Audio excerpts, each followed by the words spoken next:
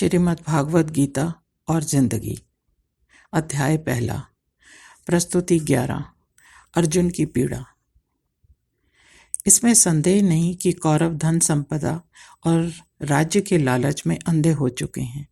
वे शायद यह देख नहीं पा रहे थे कि यदि यह युद्ध होता है तो समाज की सारी व्यवस्था ही अस्त व्यस्त हो जाएगी। कौरवों की बुद्धि को लगता है अज्ञान के बादलों ने पूरी तरह से ढक लिया है, इसलिए अपने ही परिजनों का वध करने में उन्हें कोई भय प्रतीत नहीं हो रहा या फिर हृदय द्रवित नहीं हो रहा। इसलिए अर्जुन यहाँ तर्क कर कहता है कि यदि दुर्योधन और उसके मित्र युद्ध के परिणाम को देखकर भी अनदेखा कर रहे हैं तो क्या यह उसका कर्तव्य नहीं कि वह स्वयं हथियार डाल दे। स्वामी चिन्मयानंद ने कहा है, active resistance to evil is the central idea in the doctrine expounded by Krishna in the Gita. यदि किसी परिवार का विनाश किया जाता है तो उसके साथ सदियों से चली आ रही परंपराओं का भी नाश हो जाता है। एक और संयुक्त परिवार धर्म और संस्कारों को आगे बढ़ाने के लिए सक्षम है तो दूसरी ओर छोटी छोटी इकाइयों में बटे हुए परिवार ऐसा करने में असफल हैं। महाभारत का युद्ध एक राज्य परिवार के विभाजन का कारण बन गया। यह युद्ध स्वार्थ से भरा था और उसने विवेक बुद्धि को नष्ट कर दिया था। कौरव अपने राज मत में इतने विवेकहीन हो गए कि क्षत्रिय होते हुए भी युद्ध के परिणामों को नकारते रहे। लोभ, अहंकार, विलासिता और संग्रह की प्रबल इच्छा मनुष्य को लालची बना देती है। सोचने समझने की शक्ति होते हुए भी स्वार्थ भारी पड़ जाता है। हमें कोई परास्त करे यह हो ही नहीं सकता। यह एक ऐसी विकृत सोच है जिसे अहंकारी व्यक्ति अपने जीवन का जुनून बना लेता है। इसके परिणाम तो रोज ही देखने को मिलते हैं। यह तब भी थे और आज भी देखे जा सकते हैं। दुर्योधन भूल गया था कि वो सब एक ही परिवार के स्वजन हैं। यहाँ पर कृष्ण यदि चाहते तो कह सकते थे कि दुर्योधन अपने को अर्जुन का स्वजन नहीं मानता, वो धरती का एक छोटा सा भी टुकड़ा उसे नहीं देगा। वो तो अर्जुन को अपने घर में आया एक घुसपैठिया मानता है। अर्जुन, तुम तो एक गांव लेकर ही तृप्त हो जाते, पर दुर्योधन तो उतना भी नहीं देना चाहता। तुम तो धर्म के रक्षक हो और यदि तुम ही धर्म की रक्षा करने में पीछे हट जाओगे तो यह अन्याय होगा। अर्जुन कृष्ण से कुछ ऐसे ही उत्तर की अपेक्षा कर रहा था, पर कृष्ण मौन थे। कोई कितना भी पढ़ा लिखा हो, बुद्धिमान हो, पर मन में लालच आ जाने से बुद्धि और ज्ञान गौण हो जाते हैं। अच्छे और बुरे का भेद पता नहीं चलता। यहाँ धृतराष्ट्र भी लालच में पड़कर अच्छे और बुरे, सही और गलत का भेद भूल चुका है। अपने लालच के आगे उसे परिवार का विनाश दिखाई नहीं दे रहा। अर्जुन कृष्ण से जानना चाहता है कि जब उसे इस युद्ध में विनाश और पाप ही पाप दिखाई दे रहा है तो क्या उसके लिए युद्ध का विचार त्याग देना ही उचित न होगा।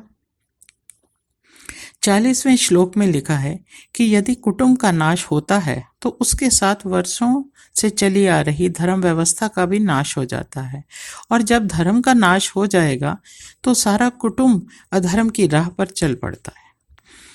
जिन्होंने युद्ध में भाग नहीं लिया वे भी दिशाहीन हो जाएंगे और अधर्म की राह पर चल पड़ेंगे।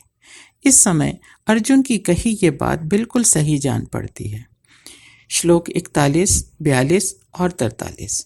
इसके बारे में स्वयं चिन्मय स्वामी जी ने कहा है, When the general morality of society has decayed, the young men and women, blinded by uncontrolled passion, start mingling without restraint and lust, knows no logic and cares least for better evolution or better culture. There will be thereafter unhealthy intermingling of the incompatible culture traits. आज देश कुछ ऐसे ही मोड़ पर खड़ा है। किसी भी समाज की जड़ें तभी तक मजबूत पकड़ बनाती हैं जब तक उसे स्त्रियों का बल मिलता रहे। परिवार की, धर्म की, वर्ण की, आश्रम की, सबकी व्यवस्था तहस नहस हो जाएगी।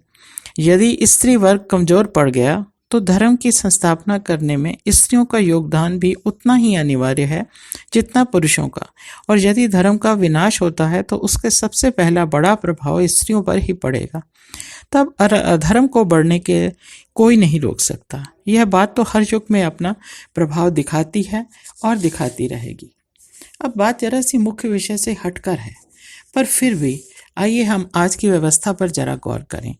हमारे समाज में आज भी एक ऐसा बहुत बड़ा वर्ग है जो स्त्री शिक्षा को उचित महत्व नहीं देता। आज भी स्त्री का पहला कर्तव्य घर गृहस्थी को ही संभालना है। कभी कभी कठिन हालातों से लड़ते हुए माँ बाप कड़ी मेहनत कर बेटी को ऊंची शिक्षा दिला भी दें तो भविष्य में उस लड़की के लिए हो सकता है यही शिक्षा संताप का विषय बन जाए।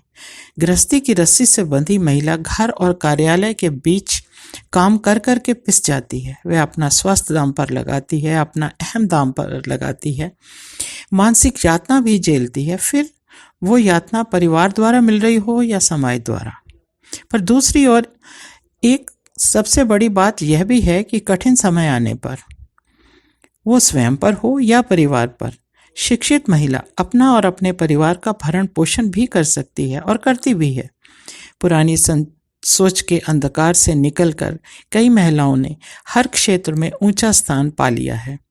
मानव जाति ने स्त्रियों को सबसे अधिक सहनशील और दृढ़ निश्चय कह सकते हैं।